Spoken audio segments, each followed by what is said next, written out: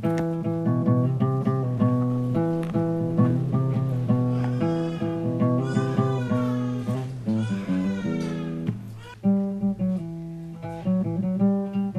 کنید دخترم، من 3 ساعت باز دارم اینجا انتظارم.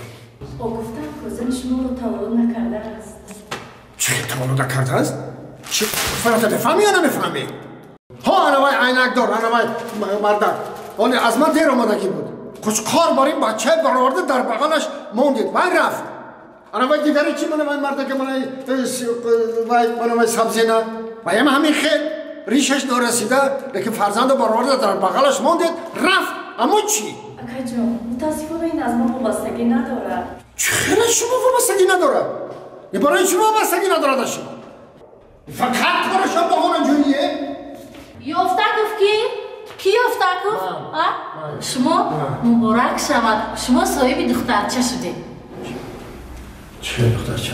دخترچه زیبوچه 3 کیلو 600 گرم تولد شد. مبارک شود. نه و من دختر در کار نیست. و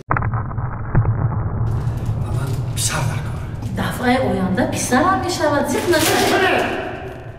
دفعه آینده کی مرده و کسی بوده با من دقلی نکنه. شما یا با من پسر میارد یا که دفتر عرض و شکایت رو میارد. السلام علیکم. اینجاست؟ رفیق دکتر این کس دختر شما گرفتن نمیخوام. برای چی؟ من پسر در کار. اکا زن شما دختر تولد کرد. دخترم نقص.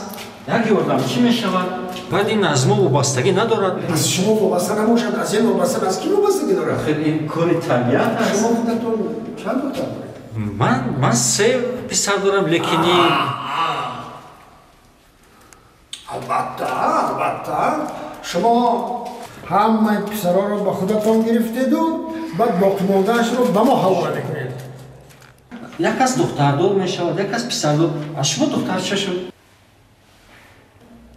اما چیکار کنم؟ من بدانم با کی دعوا کنم. همین با کی دعوا کنم من نفت بدانم من. حالا شما میدانید که با کی سر و کار دارید. بعد که بودن یافتکفه میفهمید. برای خودتون بچه. برای خیشت برم پسر. بعد چیزی که ماند با که ماندنش بعد از آنی ما. یافتکوف کی است؟ یافتکوف نه یافتکوف. مبارک شود شما پسرچه دار شده. حاضر شما گفتید که دخترچه. من این دختر گفت که دخترچه. سر دخترم گفتن که دخترچه. این که پس کجا پیدا شد؟ آخر زن شما دوگانه تولد کرد. یک تا دختر یک تا پسر.